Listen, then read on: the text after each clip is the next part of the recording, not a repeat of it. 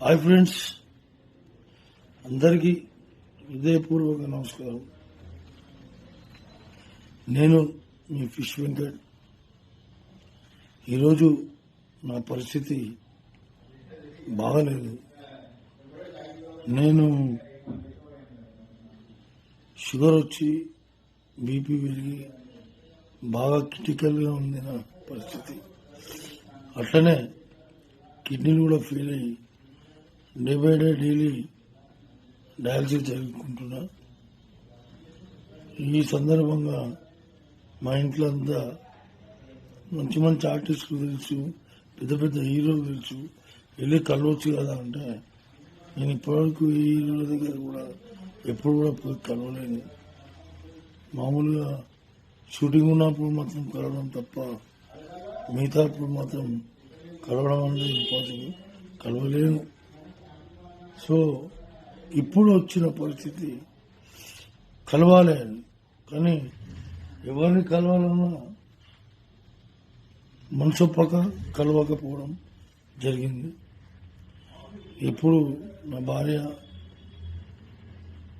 సువర్ణ వెళ్ళండి, వెళ్ళి పవన్ సార్ని కలవండి, పవన్ సార్ మీకు అనుకూలంగా ట్రీట్మెంట్ చేపిస్తాడు, మీకు ప్రతి విషయంలో చేదోడు బాదోడుగా నిలుస్తాడు, మీరు వెళ్ళండి, నా మాట వినండి అని ఒత్తిడి చేయడంతో అప్పుడు నాకు కూడా అనిపించింది కరెక్టే, పవన్ సార్ని కలవాలి.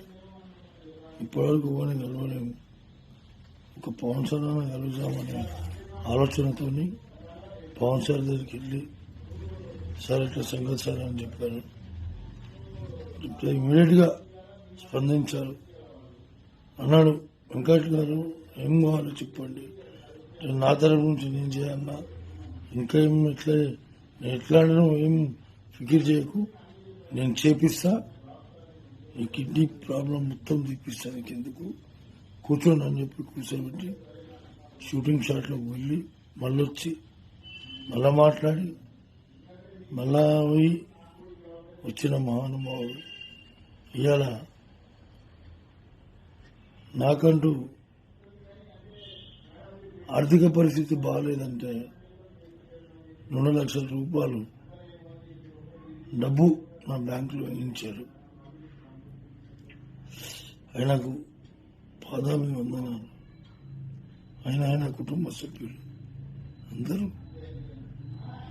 సుఖ సంతోషాలతో ఉండాలి, ఆ భగవంతుని వేడుకుంటుంది. ఆ లక్ష్మీనరసింహస్వామి ఆశీస్సులు ఉండాలి, ఆంజనేయ స్వామి ఆశీస్సులు ఉండాలి. పవన్ సార్ ఇంకా బాగుండాలి, మనస్ఫూర్తిగా చెప్తున్నా.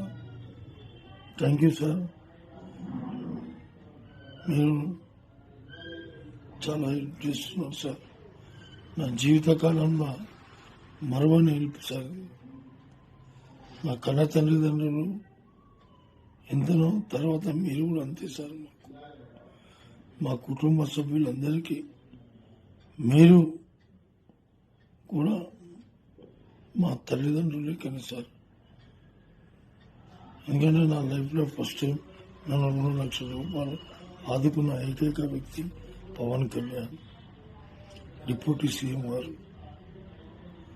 మీరు ఎల్లప్పుడూ సుఖ సంతోషాలతోనే ఉంటారని ఆ భగవంతుని వేడుకుంటూ థ్యాంక్ యూ సార్, ధన్యవాదాలు. మీకు మీ కుటుంబ సభ్యులందరికీ పాదాభివందనాలు సార్. Thank you.